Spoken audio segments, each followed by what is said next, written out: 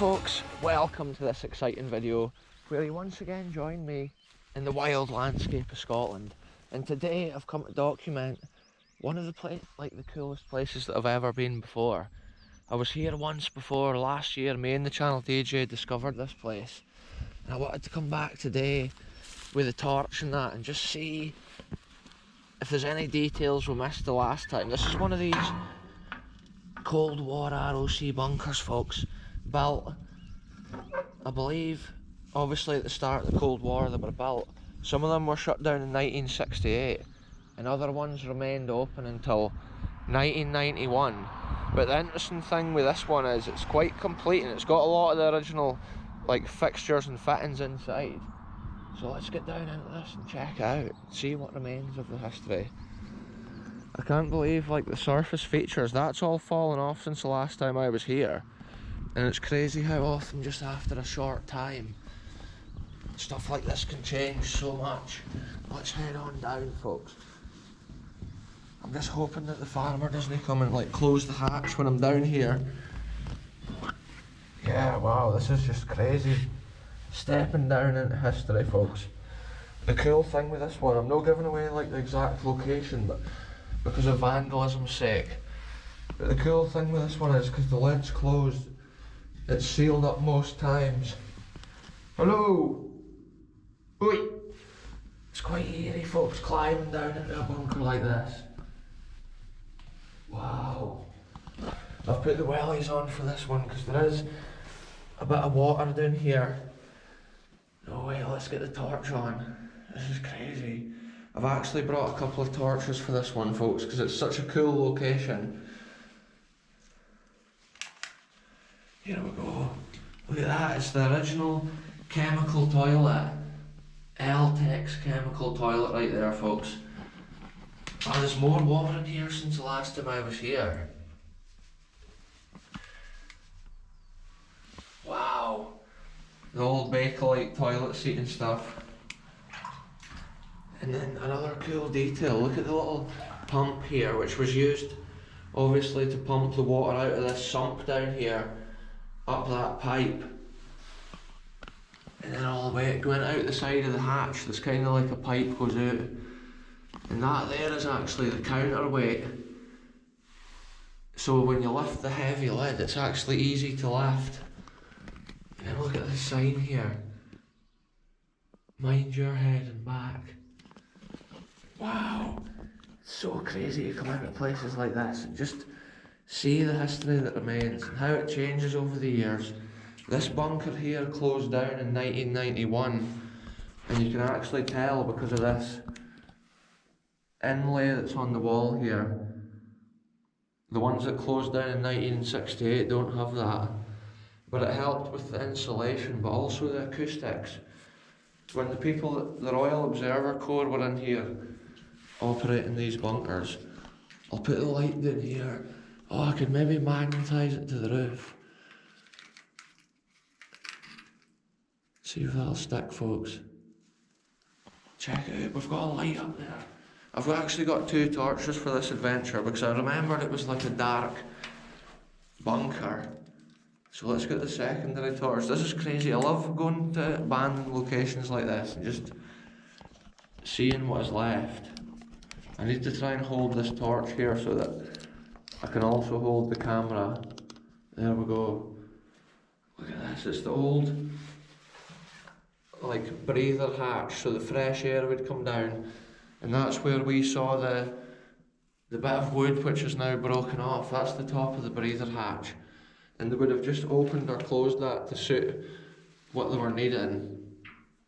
Down in here you can actually get chemicals and stuff and gases which have collected with everything decomposing. And there is a weird smell in here. Look at this interesting detail here, folks. On Her Majesty's service, it says on there. How crazy is that? And look at the old stamp. Wow, it's so interesting to see. Look at these old things that's here. I'm not sure what this is. It almost looks like some sort of fuse or something for an explosive. rope and string. Oh look, there's a dead mouse inside there. What? No way, it's just crazy to see that Her Majesty's service, which shows it was when the Queen was obviously the Queen of Britain, whereas now, as of last weekend, it's the King of Britain who's in charge, King Charles. Look at this as well, the old brass fittings is still on the wall. Wow, I'll try and get the torch to a decent angle, look at that. Think of the wires and stuff that may have been on there for the communications. Basically, these bunkers were monitoring for radiation. They would monitor the fallout, and they would, let me think now, it was the size of the blast.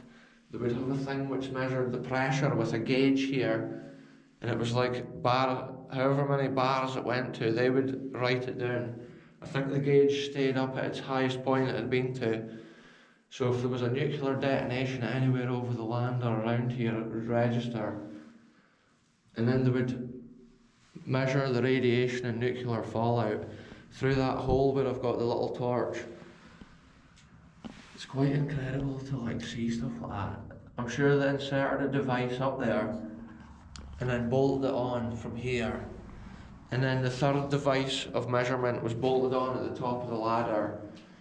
So if there had been a nuclear detonation, they would have registered it here, and then one of them would have had to climb up to the top of there. And we'll have a look at that once we go out the top of the hatch. I just love the way these old pumps are, and this one's in such great condition. One thing that I see a lot of, these pumps must have gone dry and they had to have a wee system like this to prime it. And each bunker I've gone in, it's a different priming system that they seem to have. And look at the original paintwork, it's been the green doors with the white bunker walls. And then look, even the original timer switch and stuff is in here. I'm not giving away the exact location of this bunker, obviously, because it's in such great condition. It's cool to save that Cold War heritage of the country. And these bunkers were manned day and night by the Royal Observer Corps, defending the country all the way up, like I say, till like 1991 or whatever. Look at the old bakelite switch. Crazy scenes, folks. Just think what may have been in here. It's just so cool. Look at the old newspaper clipping tape. There's no date on it, but it's interesting to see. Try to think what year that may even be. Old shelves. And look at the communications devices. The hooks on the doors. Yeah, look at that there as well. The wee cupboard, just think what was stored in there. That's been some telecoms device right there as well. And I'm sure that's where the telecoms wire goes out. Anyway folks, it's like I'm starting to feel a bit dizzy in here, and I'm a bit wary that there's some sort of chemical gas.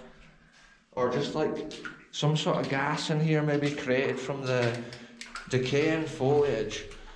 Because I've been in a lot of places, and a place like this could be dangerous in that sense. So I need to get my torches sorted out. We need to make it out of here, folks. Because if you fell down and collapsed in a place like this, nobody would even see where you were. They wouldn't even know you were down here. So let's leave this in peace. And if anybody is exploring places like that, they have to be aware of situations like that. Like there can be gas and stuff in caves or bunkers. Wow, this was so epic. Just think when this was built and poured, they dug a hole out of the land, and then they put the wooden cast and poured the cement within it.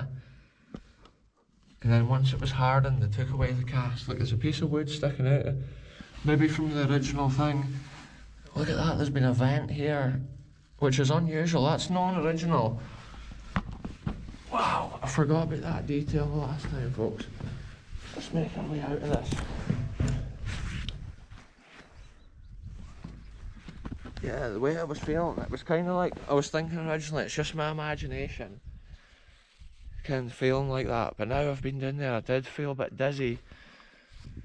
And it could just be because it's been sealed for so long. You get like that gases and stuff down there, horrible air quality.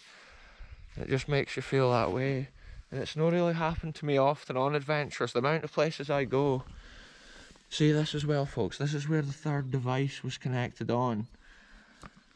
The person would have come up the ladder, opened the hatch, and they would have been exposed to the radiation at that moment.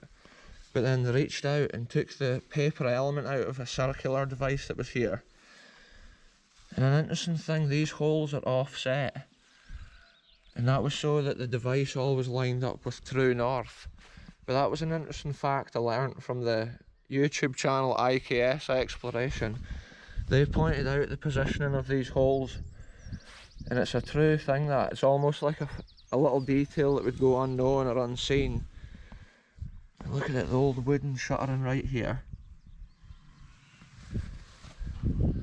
See already, I've just been out of there for like 1 minute and I can already just start to feel a lot better. It's like I can feel how pure and clear the air is now that I'm out of there. It's like when I went in I knew it was kind of fusty like that. I could feel it in the air. Look at the detail here as well where the pipe comes out. That's where it obviously released out. And then there was these bits cut in where the water would run away from the hatch. But I believe this here has been put in as a secondary vent hole to let air and whatever out. Wow, it's cool to think like when these were painted and when that white paint and stuff was put on, or when they were built, and it was for the defence of the country at a time of uncertainty, the Cold War. The reason they don't need these bunkers nowadays is obviously because the technology's moved on for monitoring blasts and radiation fallout and stuff. Modern technology takes over where things like this were at one time needed. The government will still have underground bunkers and stuff, but not around places like this, tiny corners of the glen, because there was 1,500 of these bunkers overall originally. And look at that, that's maybe the original padlocks. Wow, what a cool adventure it's been though, folks. We've come and documented the inside of this bunker, and if anybody goes to these places, do be careful of the air quality within them. Because that's the first time on an adventure I've been like that, and I've felt that in the air, and I felt like I was going to maybe fall over or a bit fainty. And like if you did faint in there, you could honestly lie there and die. Nobody would even know, and it's just crazy. Look at this. It's sad to see that this outlet at this side is actually falling off. Because it's so cool to like see them complete or as they were. It actually looks like it's been burnt. And I can't imagine why somebody's actually come here and set fire there. Set fire to it. I don't see what reason they would have. An interesting thing, the metal components there are actually made of like brass. And that's how they don't corrode at all. And I've seen that a lot in these bunkers. I'm not sure if that was something to do with like if there was a nuclear blast. Maybe the brass or something was better than the iron. I'm not even sure why they used brass on the bolts. This is where another one of these measuring devices went.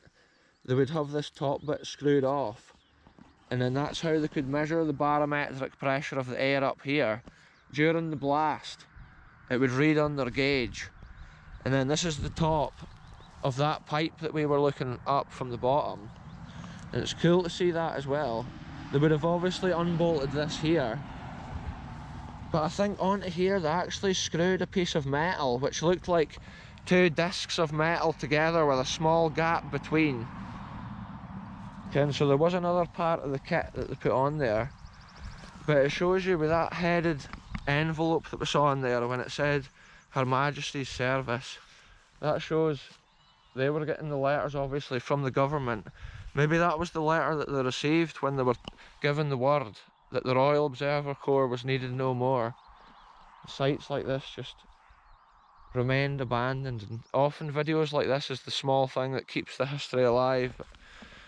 For sure, this is one of the ones which is in the best condition that I've ever been in. You can just see from the sort of land they're in, it's proper boggy and wet looking terrain. But yet the bunker's really not too bad inside overall. and that's because of the thick cement construction.